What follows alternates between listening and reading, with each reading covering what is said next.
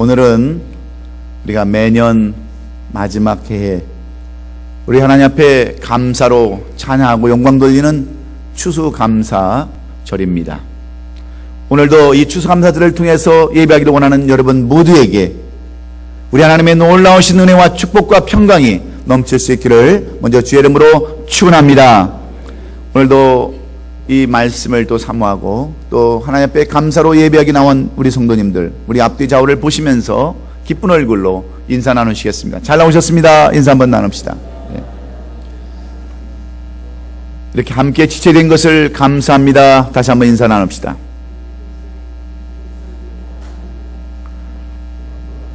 좀 인사말이 길어지면 항상 잊어버립니다. 이렇게 지체되게 한 것을 감사합니다. 인사 한번 하십시다. 저는 오늘 이 감사절에 주시는 이 시편 50편 7절로 15절의 말씀을 가지고 감사의 이유라고 하는 제목으로 말씀을 나눌 때에 왜 우리가 감사해야 되는가, 그 이유를 분명히 깨닫고 우리 하나님 앞에 감사로 찬양할 수 있는 저와 여러분이 될 수 있기를 다시 한번 축원합니다. 왜 우리가 감사해야 되는지, 무엇 때문에 감사해야 되는지 우리는 먼저 말씀 듣기 전에 동영상 한 편을 보시면서 오늘 말씀을 이어갈까 합니다.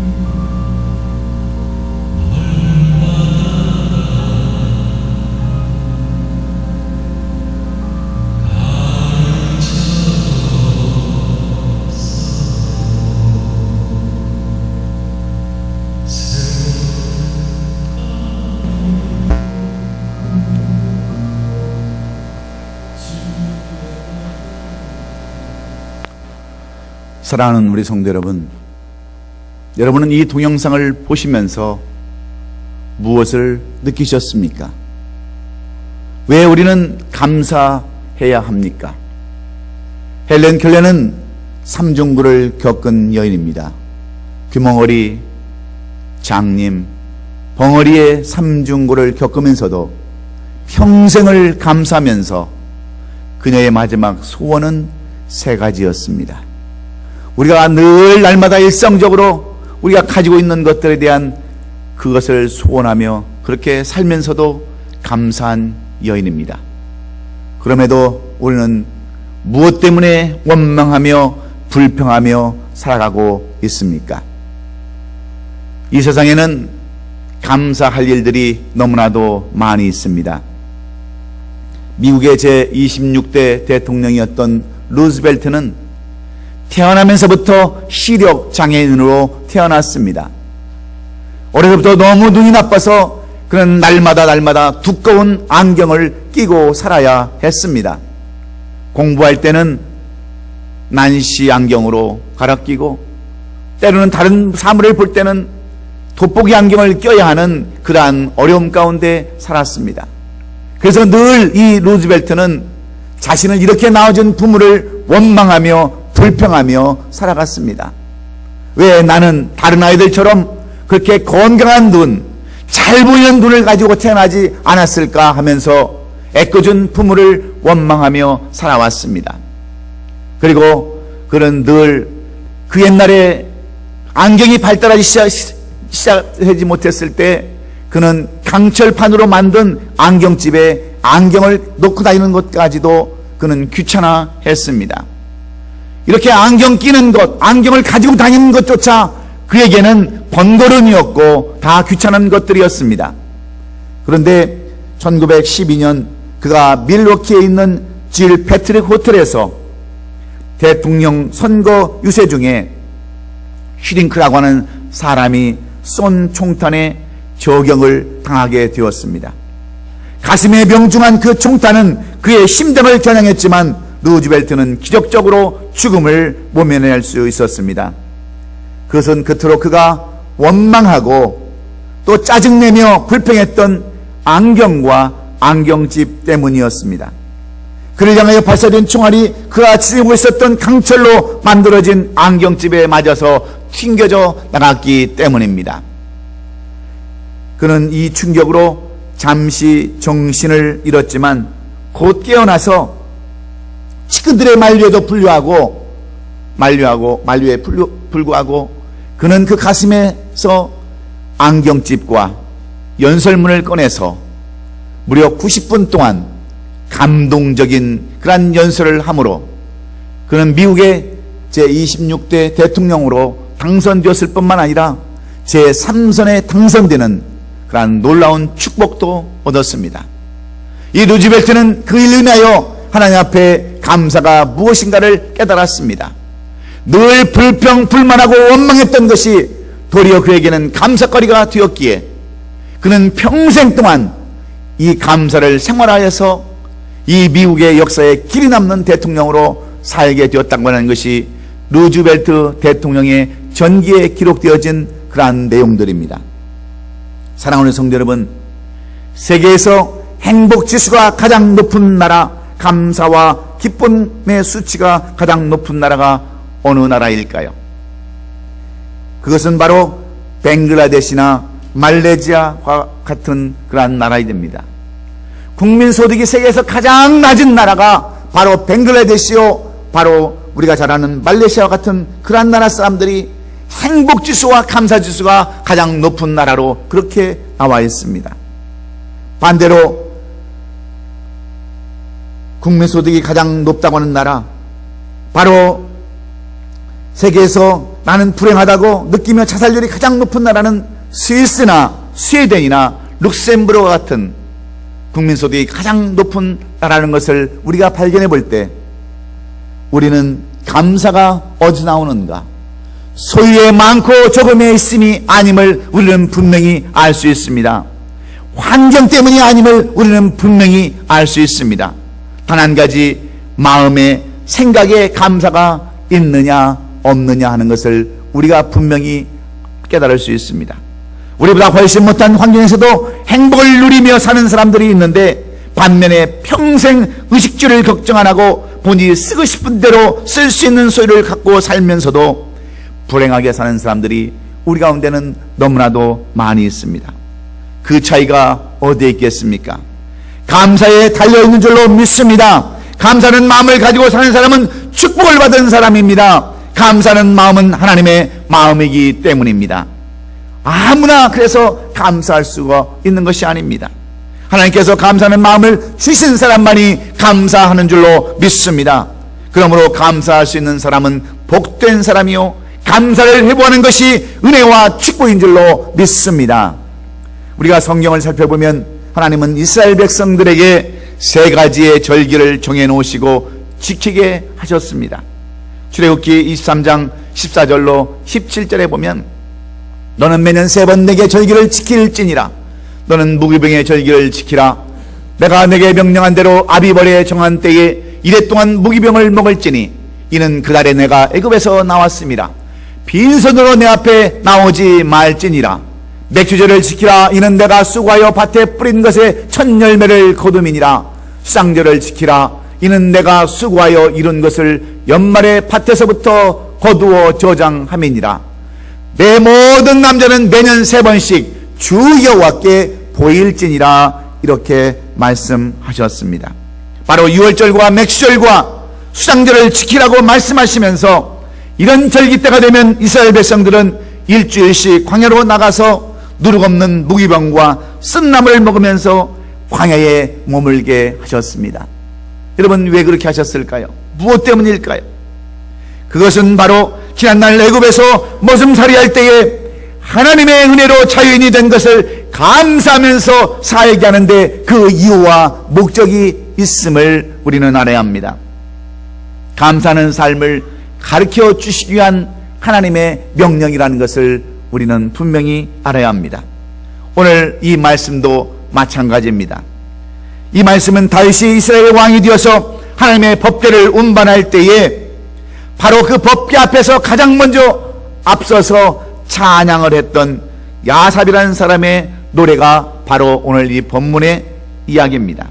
이 야삽은 레위지파 사람으로서 하나님의 성전에서 하나님을 노래하는 그런 사람이었습니다.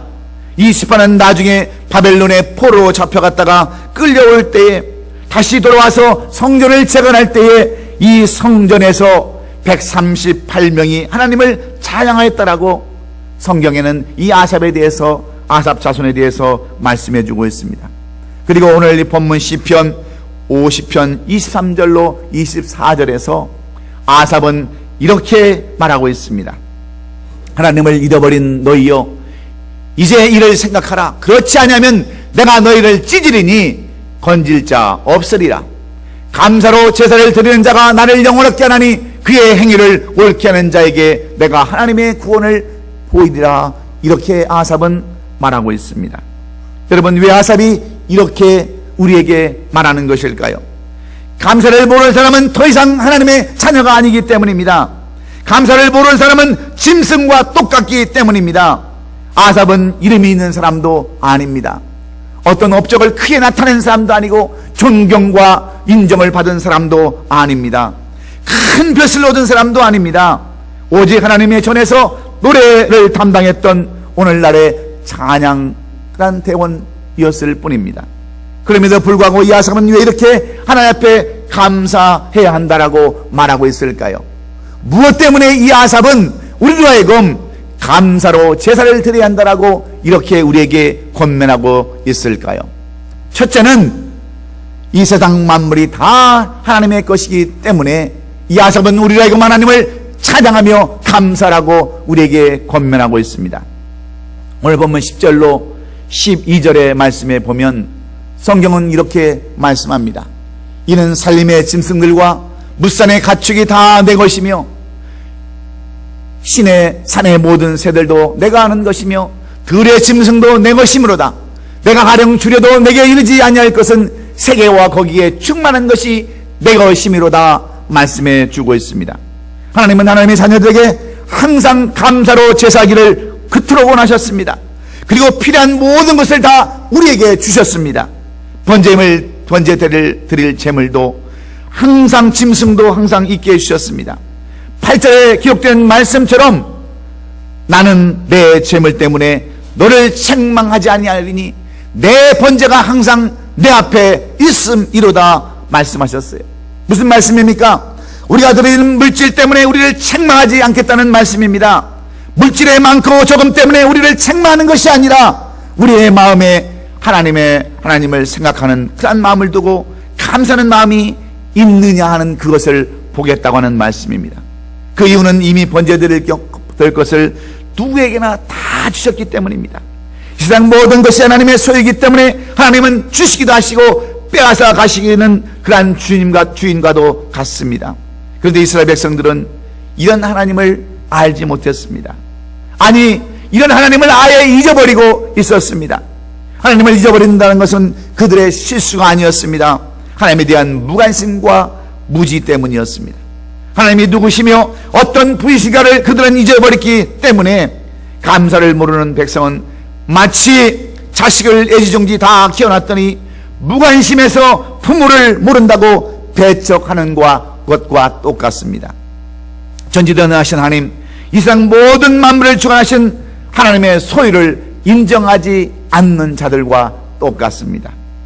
며칠 전 한국 뉴스에 가슴 아픈 그러한 사건이 언론에 보도되었습니다. 78세 되신 한 남편이 치매에 걸려서 고통하는 74세의 아내를 2년 동안 간호하다가 목을 졸라 살해를 했습니다. 그리고 자신도 같이 죽으려고 투신을 했지만 미수에 그치고 말았습니다. 간호하던 자신이 먼저 죽으면 치매에 걸린 그 자신의 아내가 자식들에게 짐이 될까봐 자식을 위해서 함께 죽으려고 자살을 시도했다고 하는 그 가슴 아픈 사연을 보면서 이게 과연 남의 일인가 생각을 해보았습니다. 우리 부모들은 항상 자식들을 위해서 뭔가 짐이 되지 않게 해서 모든 것을 다 해주기식으로 원하는 것이 우리 부모들의 심정인데 과연 우리 자녀들이 이 부모의 심정을 아느냐 하는 것입니다. 그런데 하나님이 우리를 사랑하시는 이 심정을 우리도 모르고 살 때가 얼마나 많이 있습니까? 하나님 우리를 사랑하셔서 이 세상 모든 것들을 다 주셨는데도 우리는 그것을 하나님께로부터 온 것인지를 모르고 살아갑니다. 다 자신의 노력과 희생으로 얻은 것인 줄 알고 착각하고 살아갑니다. 그러니 여러분, 우리 가운데 무슨 감사가 있겠습니까? 이스라엘 백성들이 이와 같았습니다. 애굽에서 어려울 때 그토록 하나님을 바라보면서 살려달라고 매달리며 얼마나 그들이 애원했습니까?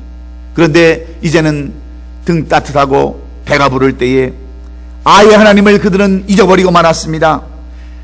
이제 하나님의 모든 마음을 다 아프게 한 것을 우리가 볼 수 있습니다. 여러분, 우리들의 모습도 이와 같지 않습니까? 어려울 때는 하나님 앞에 매달리고 있다가 무언가를 이루어주면 그때는 다 잃어버리고 사는 우리들의 이러한 모습을 아삽은 너무나도 잘 알고 있었기에 바벨론의 포로 잡혀가서도 그 이스라엘 백성들의 잘못된 모습을 그는 똑똑히 눈으로 보았기 때문에 오늘 아삽은 이 본문의 말씀을 통하여 우리에게 이렇게 경고하고 있습니다. 그 말씀이 내가 너희를 찢으리라 하신 그런 말씀입니다. 이 말씀은 하나님의 권위를 망각한 자들에게 향한 권고의 말씀입니다. 세상 모든 것이 다 하나님 것임을 인정할 때에 감사를 표현할 수가 있고 주신 축복을 빼앗기지 않는데 이러한 것을 모르기 때문에 아삽은 우리로 하여금 먼저 이 모든 세상 것들이 하나님의 것을 인정하라고 그리고 감사하라고 우리에게 부탁하는 줄로 믿습니다. 하나님이 찢으시면 여러분 무엇이 남겠습니까? 하나님이 건강도 찢으시면 아무도 치료할 수가 없습니다. 사업도 찢으시면 한순간에 다 없어지는 것입니다. 나라도 찢으시면 하루아침에 둘로 나눌 수밖에 없습니다. 다니엘서에 나오는 벨사살 왕을 여러분 한번 보십시오. 하나님을 버리고 성전의 성물로 술을 마시면서 하나님 없는 것처럼 하나님을 조롱하며 살 때에 벼랑간 손가락이 나타나서 벽에 글씨를 씁니다. 메네 메네 테겔 우바르신, 이라고 글이 나타납니다. 해석한즉 하나님이 달아보시고 재어본즉 부족하다 그 말입니다. 그래서 하나님이 주신 축복을 빼앗아서 찌르져 버리겠다라고 말씀해 주셨습니다.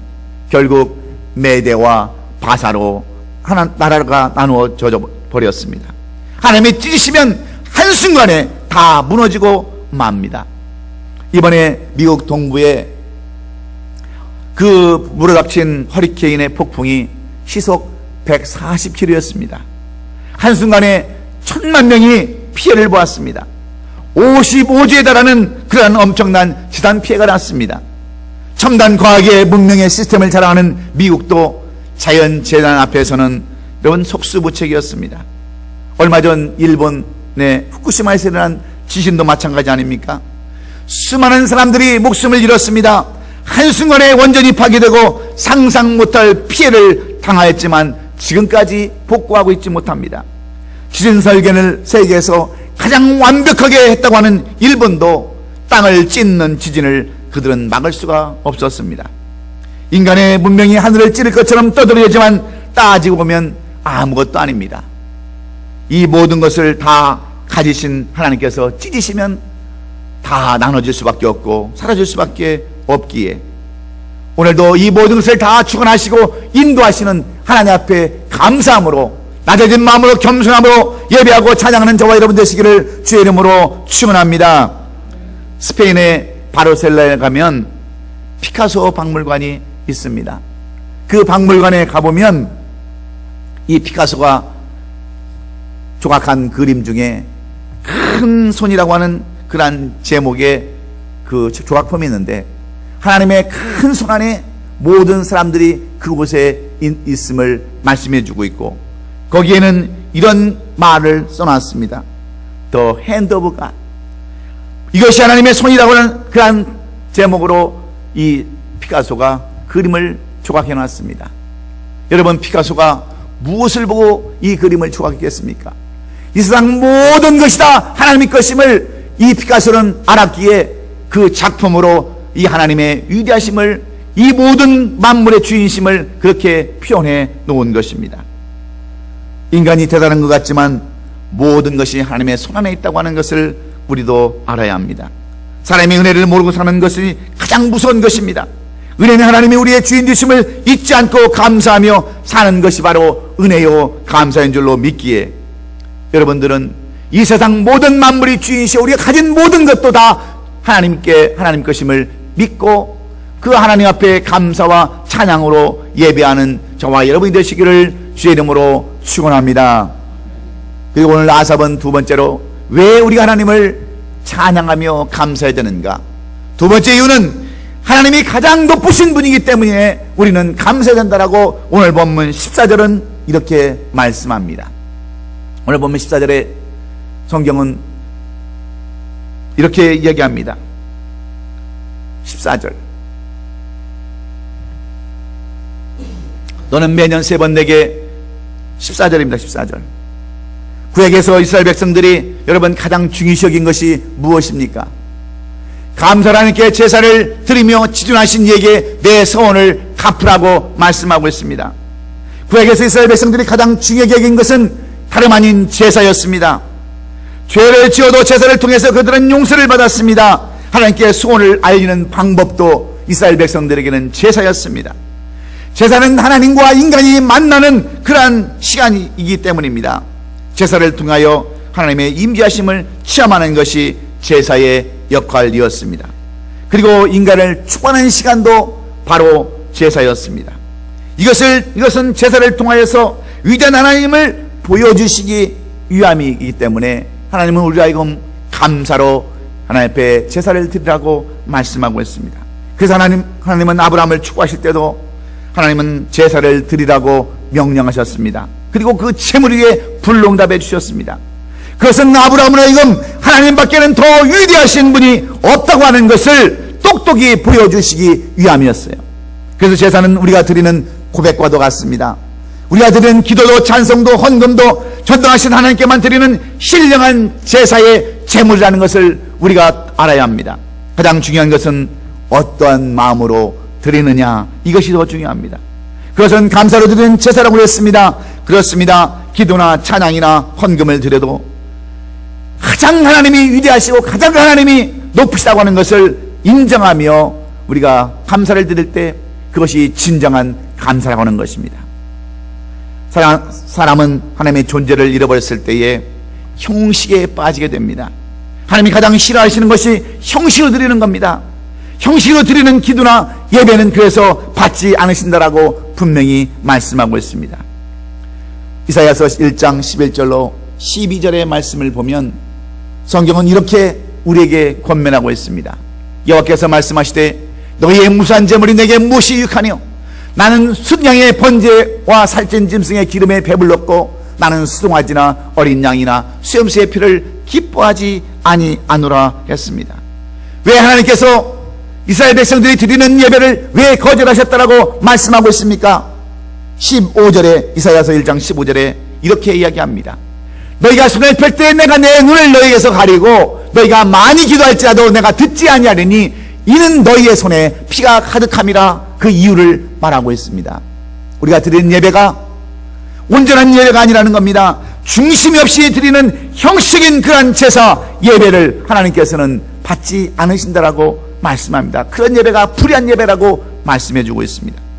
지금 여러분 우리 예배가 이런 예배가 아닌가를 우리가 생각해 봐야 합니다. 많이 기도하는 것도 중요합니다. 그러나 더 중요한 것은 하나님이 정말 높임을 받으시는 그런 마음이 담긴 기도인지 그것을 알고 예배를 드려야 한다고 하는 말씀입니다. 성경에 나오는 바리새인과 여러분 세리의 기도를 우리는 너무나도 잘 알고 있습니다. 바리새인들은 사람에게 보이려고 자기의 의를 나타내면서 기도할 때 하나님은 귀도 기울이지 않으셨습니다. 그러나 세리는 감히 고개를 들지도 못하고 죄인이라고 고백할 때 주님은 세리의 기도를 들으셨어요.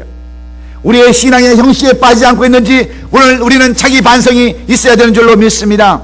하나님 앞에 드리는 중심을 드리는 진정한 신앙을 회복해야 합니다.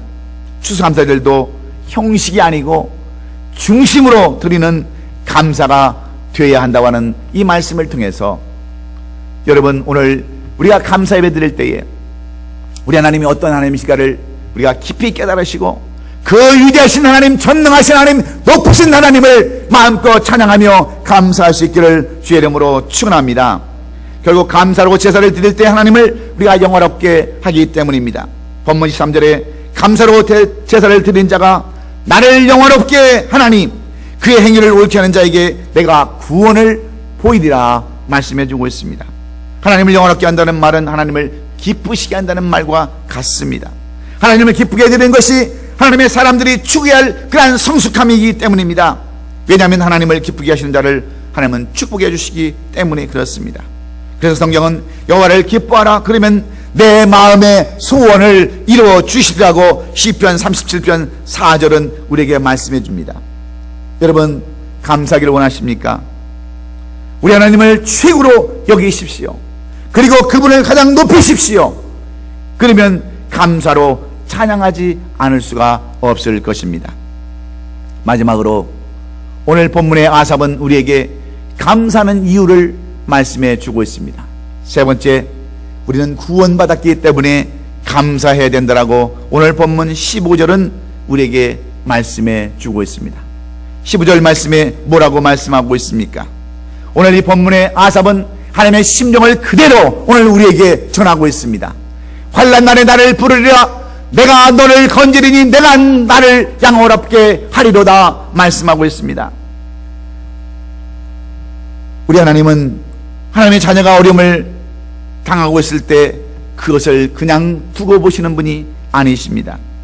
우리는 원래 죄를 인하여 마귀의 자녀가 된 사람들입니다. 그러나 예수님의 십자가의 은혜로 하나님의 자녀가 되었습니다. 지옥 갈 영혼이 예수를 믿고 천국 백성이 된 것이 여러분 얼마나 감사한 일입니까? 진정한 감사는 구원받은 은혜를 깨닫고 감사하는 일인 줄로 믿습니다. 다른 것은 다 제쳐놓고라도 여러분 우리가 하나님 앞에 감사할 이유는 하나님께서 예수 그리스도를 땅에 보내셔서 우리를 구원하신 것, 이것 하나만 가지고도 우리는 얼마든지 감사하는 삶을 살아야 되는 줄로 믿습니다. 이것보다 더 큰 감사가 여러분 어디에 있겠습니까? 우리 인생은 잠시 갔다 가는 나그네 인생입니다. 그러나 이러한 인생을 하나님께서 불쌍히 보시고 예수 그리스도를 이 땅에 보내셔서 대신 대속의 십자가를 지시게 하시고 우리를 구하셨다고 하는 것, 이것처럼 감사한 것이 어디에 있습니까? 여러분, 내가 물질이 없고 질병에 걸리고 여러 가지 어려움을 당하고 가족 때문에 내가 상처를 입었다 할지라도 우리에게는 감사할 것이 있다고 하는 말씀입니다. 그것은 우리에게 가장 귀중한 이 구원의 축복을 주셨기 때문인 줄로 믿습니다. 여러분, 구원이란 무엇입니까? 원문에 보면 건져내다, 해방시키다, 벗어나다라는 그러한 의미를 갖고 있습니다. 이것은 자기 스스로 힘으로 벗어나는 것이 아님을 강조하는 이야기입니다. 물에 빠졌을 때 자기 스스로 수영을 못해서 죽어갈 때 누군가에 의해서 구주받은 것을 우리는 구원이라고 그렇게 말합니다. 그러므로 구원에는 세 가지의 구원이 있습니다. 첫째는 영혼의 구원이 있습니다. 예수 믿으면 지옥 갈 영혼이 천국 가는 그러한 영혼 구원이 있습니다. 사망에서 생명으로 옮겨지는 구원, 마귀의 자녀가 하나님의 자녀가 되는 그러한 것을 우리는 영혼 구원이라고 이야기합니다. 뿐만 아니라 또한 정신 구원이 있습니다. 사람은 영혼과 동시에 정신세계가 있음을 우리는 알아야 합니다. 정신세계에 안식을 얻는 것입니다. 근심에서 벗어나는 거요, 어둠에서 빛으로 나오는 것이 바로 정신적인 구원입니다. 불안에서 평안을 얻는 것을 우리는 정신적인 구원이라 이렇게 말하고 있습니다. 그리고 육체적인 구원이 있습니다. 육체적인 고통에서 벗어나는 것, 질병에서 치유받는 것, 실패해서 회복받는 것, 넘어진 자리에서 일어나는 것, 이것을 우리는 육체적인 구원이라고 이야기하고 있습니다. 하나님께 감사한 사람에게 이런 구원을 보이신다라고 우리 하나님은 분명히 약속해 주셨습니다. 영혼과 정신과 육체의 고통에서 건져주시겠다고 하는 약속의 말씀입니다. 감사로 이 세 가지의 구원을 받는 은혜가 있기를 주의 이름으로 축원합니다. 그러므로 이 추수감사리에 드려야 할 감사는 어떤 감사입니까? 먼저 우리는 에베네셀 되시는 하나님 앞에 감사드려야 합니다. 과거에서 지금까지 인도하신 그 하나님, 에베네셀의 하나님을 찬양하고 감사하시는 이 추수감사리 되시기를 예수님의 이름으로 축원합니다. 또한 임마누엘의 하나님을 감사해야 합니다. 현재까지 함께 하신 하나님, 지금까지 함께 하신 그 하나님, 임마누엘의 하나님을 찬양하시고, 그리고 앞으로도 함께 하실 여호와 이레 하나님 앞에 감사를 드려야 합니다. 우리의 미래를 위하여 이미 모든 것을 예비하신 하나님 앞에 감사드릴 때에 이것이 오늘 아삽이 우리에게 요구하는 감사인 줄로 믿으시고, 이런 감사를 마음껏 드리심으로 더욱더 하나님의 감사가 여러분의 삶 가운데 넘칠 수 있기를 주의 이름으로 축원합니다.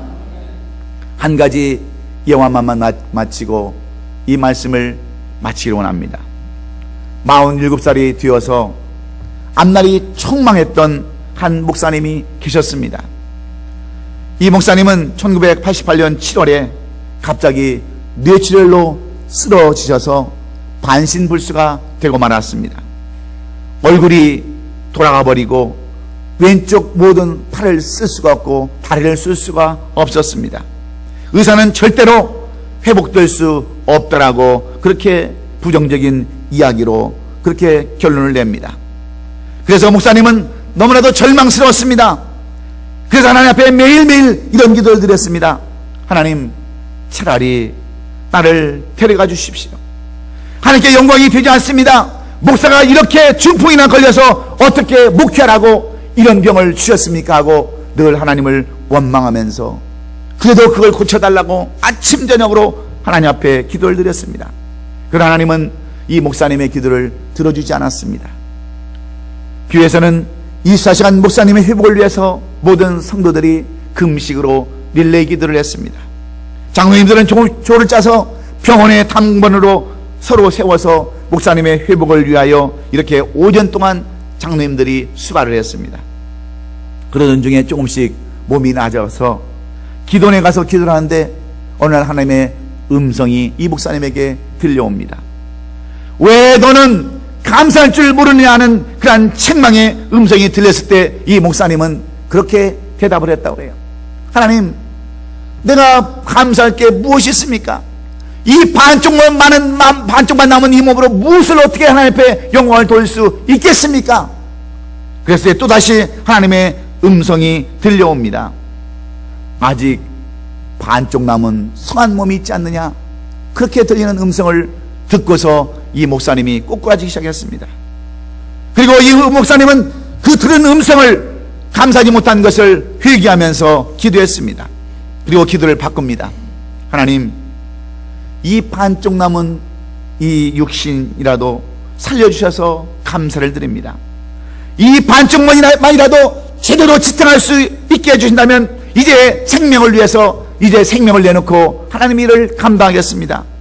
이렇게 감사를 드렸을 때 그는 회개의 눈물을 쏟고 불을 받아서 그곳에서 고침을 받고 교회를 섬김으로 그 교회가 엄청난 부흥을 일으켰다고 하는 서울 강북 제1교회를 부흥시킨 바로 윤덕수 목사님의 간증의 이야기입니다. 여러분, 왜 하나님께서는 하나님의 종을 치셔서 중풍으로 인도해 주셨습니까? 감사를 모르고 살 때 여러분, 감사를 알기 위해서 때때로 우리에게는 어려움을 주십니다. 고통을 주십니다.